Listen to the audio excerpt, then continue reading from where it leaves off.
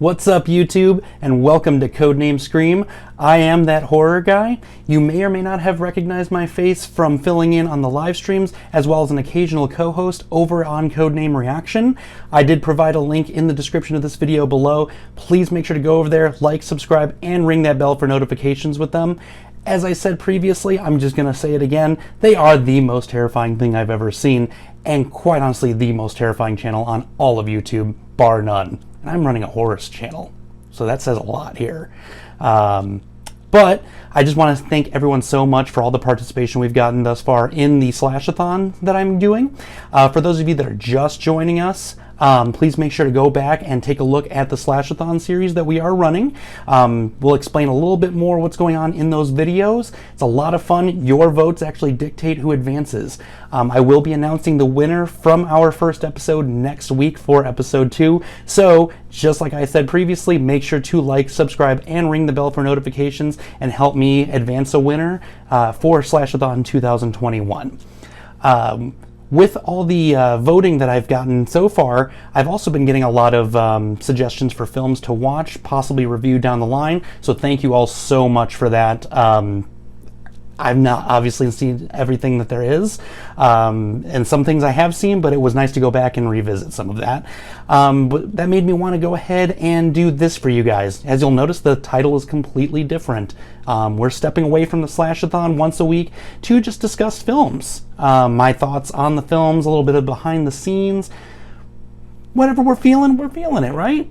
And as last time with the voting, join in on the comments. Tell me what you guys thought of these movies when we discuss them. That's the fun of this, right? So we're going to call that With That Being Said.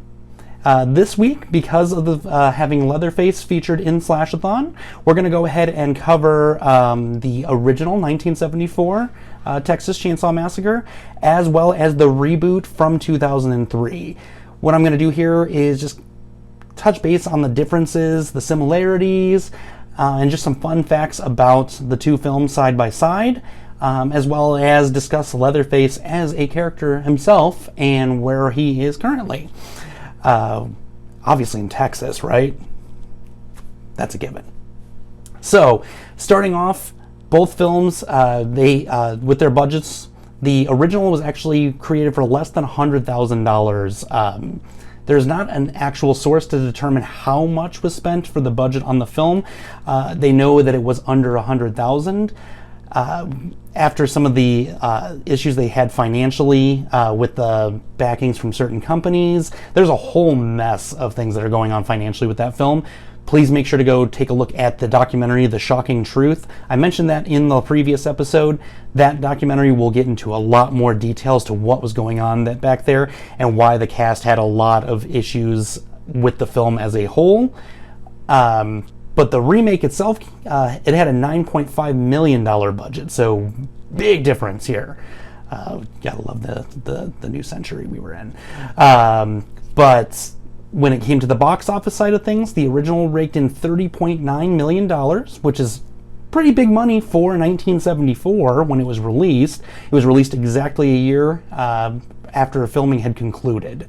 So you can see why it took a while to actually get a distributor and such between the financial issues. Also, no one wanted to back that film up. In '74, it was deemed as one of the most controversial things to have ever been released. It's still viewed as one of the most controversial horror films of all time, but is also one of the most influential. The remake came in at $107.1 million in the box office, making it the highest grossing film in the franchise for Texas Chainsaw Massacre, and it was also the 5th film, but it was also a reboot of the series, or meant to be. If you were, however, to adjust for inflation, the original actually brought in about $150.2 million to our today's standards, technically making that one the higher grossing one, but that's also the adjustment there. So what are the similarities between the movies? Right out of the gate, the most familiar thing you'll notice is the voice of John Larroquette narrating the film. The beginning of the first one was more of just a screen crawl and reading exactly what you were seeing, versus the remake. They went ahead and did it almost as if like a crime scene investigation, and showing film of police officers going to the house itself, but it was still that iconic voice. As a horror fan, that got me overjoyed. Texas Chainsaw Massacre was one of the first films I actually sat through all the way when I was younger, so to have that familiarity was great for me. Both films surrounded a group of 5 youths, and there's a little bit of difference there. We'll get to that here in a little bit, but at least it stayed on track with having 5 youths in the film. Another similarity that I also appreciated were some scenes were actually paying homage to the original. Most notably was there's a scene in the original where Pam is walking up to the house in the red shorts from behind, and she's just walking up and you just see the house as she's walking up to it. In the remake, Jessica Biel's character Erin, she also from back, but a little bit less of the house. It was more focused on the sexual side of things, if I'm to be blunt, whereas the original was definitely, you see this just looming thing in the background. Differences in time, obviously. Another similar thing that I appreciated as a fan was the kill, to start off, was with the door slamming, the infamous scene where the sledgehammer kill comes in 46 minutes into the original film with Jerry. We see 32 minutes into the film with Kemper, actually. But similar, it was awesome because here comes the sledgehammer, boom! He looks, slams the door. That was used even in the trailer for the reboot. And the first thing that, when it came to actually watching the film, I was like, yes! I didn't actually notice the walk-up until recently when I went back to watch these movies to do this episode for you guys. So that was pretty cool. Another similar thing that was in the 2 films was the meat hook. Pam gets meat hooked in the film, and in this one it was Andy. His was a little bit more gruesome, though. I'm going to be honest. He first gets his leg chopped off in a field trying to run away from Leatherface, gets a leg sawed off, gets carried over Leatherface's back, and as he's going down the stairwell, he puts his hand up against the wall and scrapes, and it snaps his nails off. That, for me, I had, even still, years later seeing that scene, I have to take and step away from that. When it comes to nails, teeth, and eyes, I gotta step away for just a moment. It hurts when you watch it. Both films also had a leading male family member.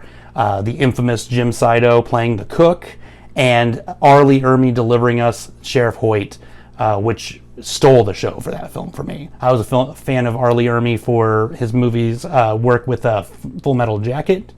Just to see him coming into the horror realm and essentially playing the same style character, but it made it that much scarier being in a horror sense versus an action film. Both films had a trucker that attempts to save the final girl.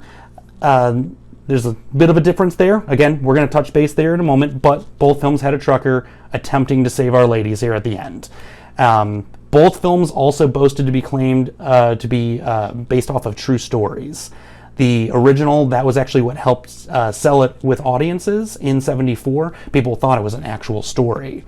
In 2003, it was more of paying homage to it. They really went to bat and went for it with the true story, though, with having the crime scene investigation in the beginning and whatnot. They tried to make it more believable, and that was one thing I did appreciate about the reboot, and with Platinum Dunes and Michael Bay, trying to make it more realistic. The original, they had nothing to go off of, but at the end of the day, the character was based off of Ed Gein, who was also featured in Slash-a-thon against our boy Leatherface. So, now we're going to get into some of the differences. It's a little bit more differences than there were similarities, but that was done intentionally. When the reboot was made, they didn't want to do a shot-for-shot remake with the film. Actually, in the early development stages of the film, the original thought was to have Marilyn Burns reprise her role as Sally Hardesty, but as an older woman, hospitalized and recounting the story through flashbacks, and it was going to be a direct remake. They thought against that after Tobe Hooper and Kim Hinkle were no longer brought on to write, produce, and direct. as early development had alluded to on the web. They actually ended up bringing in Marcus Nispel to do that, who also helped out with Platinum Dune's remake of the 2009 Friday the 13th, which is another great one, and eventually we will touch base on that as well. The differences between the films were the level of the amount of family members. In the original, we just had the cook, Leatherface, and our hitchhiker. Presumably a father figure, a brother or a cousin figure, or cousins and brother figures, if you would. Versus in the reboot, we had the father figure. We had a sister figure. We had a motherly figure. We also had a grandfather. I did forget to mention that in the beginning there for a moment. There was a grandfather figure in both, but the one in the reboot is actually alive. He's just missing his legs from war. And the one in the remake is alive, if you would. He's sucking on a bloody finger, but he can't hold the hammer to, get Sally. I don't know. Versus you've got screaming grandfather slamming his cane. Bring it, bring it. It's still one of the coolest things. Just bring it, bring it. Door slides open. Boom! Chainsaw. Sorry. I did enjoy that quite a bit. Another was the plots were actually a year apart. The reboot was set in 1973 versus our original is 74.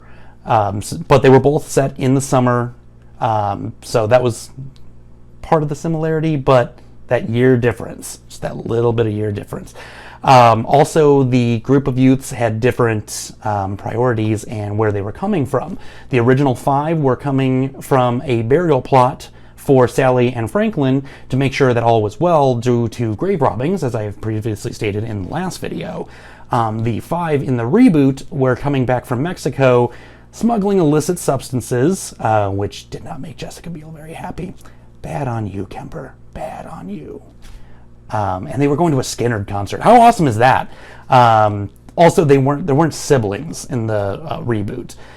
There was Sally and Franklin, and then Sally's boyfriend, and then a couple that were friends.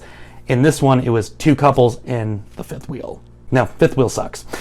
So, another difference was the hitchhikers. There were hitchhikers in both, so there, again, is another similarity, but difference being, hitchhiker in the first one was part of the family. Completely nuts. I also touched base on the plot previously. Attempts to attack one of them, cuts his own hand open, smears the blood across the side of the van when he gets kicked out. The hitchhiker in the reboot, man, 10 minutes into the film, 10 minutes in, you get the hitchhiker played by Lauren German, fantastic actress. She has escaped the clutches of the Hewitt family and is sobbing, talking about how she doesn't want to go back, refuses to go back, pulls out a firearm, puts it in her mouth, and fires. And that reboot delivered one of the most disgusting kills that I'd seen in a very long time. You actually come in and zooming out of her head through the hole, and then it slumps back and you see the smoke coming out of her mouth. It's pretty freaking brutal, if you ask me. And more or less pretty realistic. I can't say personally, but I imagine that would be what it might look like. Either way, absolutely brutal. And we got it 10 minutes into the film. The original film didn't give us our first kill until 36 minutes in, or 46 minutes in, 46 minutes in with the Jerry sledgehammer scene. So the original took its time, wasn't as brutal. 10 minutes in, we're getting right to the face. But in 2003, you have to keep in mind, at that point, we were starting to see the start of a lot more shock value and gore that we hadn't seen since the late 70s into the 80s. And the directors in the early 2000s into the 2010s were really paying homage to those old films and going for it. We had Saw, we had Hostel, a lot of those films that were bringing back that just old, gory, over-the-top violent film, which you have me set anytime it's that. So, hint, hint, you got a suggestion, bring the gore. As I also stated with the differences, there was a dinner scene in the original. It's one of the most infamous scenes of the entire film. That's where Leatherface has the face of Sally's boyfriend, Jerry, on his face, but painted, making the pretty woman face, as it's so known. In the reboot, they didn't have necessarily a dinner scene. Erin comes into the home of the tea lady, and she prepares her a glass of tea, and it's poison. Not poison, but drugged. There we go. That's a better word, yeah? It's drugged. She does jump through a window. It's not nearly as awesome or nor iconic. That first movie had it going for that. In the reboot, Jedediah Hewitt is a small child of the family. They don't really state the relation necessarily. He spends the film helping the five throughout the whole thing. When the young lady commits suicide in the film, and they're pulled over waiting for the sheriff to show up, he's telling them, oh, he's probably at home getting drunk. Well, later on in the film, when Erin's trying to escape Leatherface, he's there, helping her get out. So that was a bit of a different thing. I wasn't necessarily a fan of that, getting the help necessarily. Also, this random kid just out of nowhere. That was one of the things I did not appreciate too much about that. Leatherface, at the end of both films, does swing the chainsaw. In the original, he has accidentally sawed his leg after getting hit in the head with a wrench from the trucker. And then the infamous dancing scene, as they call it, swinging the chainsaw in the sun, and then it cuts. In this one, Leatherface gets his arm chopped off by Erin, and then is carrying the limb with him and swinging that into the car as she drives away in the torrential rain. Though they attempted to pay homage, he stops and then just sits there and heavily breathes. Kind of lame. Again, another thing I did not appreciate about that. Erin drives away at the end of the reboot after running over Sheriff Hoyt multiple times, and though she is blood-drenched, and which would also pay homage to Sally Hardesty in the original, she's driving away soothing a child that was taken from victims previously from the family. Kind of a lackluster ending, if you ask me, versus you have Sally Hardesty hysterically screaming "go" and laughing, and it was a legitimate reaction, actually. In the original, when Marilyn Burns shot that scene, she actually had to go back and reshoot because they had wrapped filming, and when they were going into post, they were like, we didn't get the scene, we have to redo it. And so her reaction is genuine, because this is the last time I'm going to ever have to do this. She had, spent days cleaning out her hair, because in the original, with that low budget, they could not afford multiple costumes. So her outfit was just so blood-soaked and drenched that it actually started to harden up and became difficult to come in and out of. She also couldn't shower to keep the continuity because of that low budget. They didn't have the money to let everyone go home, get cleaned up, come in with a new outfit. So the outfits began to reek. They became difficult to wear, caused a lot of hostility on set. Rightfully so. I am a very clean person. I can't go more than a day at the most. And that's, I'm grossing out thinking about that. So there's a little bit of the similarities and differences between the two films, things I appreciated and did not. So where did Leatherface end up after the films? We are about 7 films into the franchise at this rate. We have currently 2 prequels with 1 reboot in the mix. Technically, they consider The Next Generation a reboot. It was seen as a direct remake and a reimagining of the 74 original. But it was completely different, in my opinion.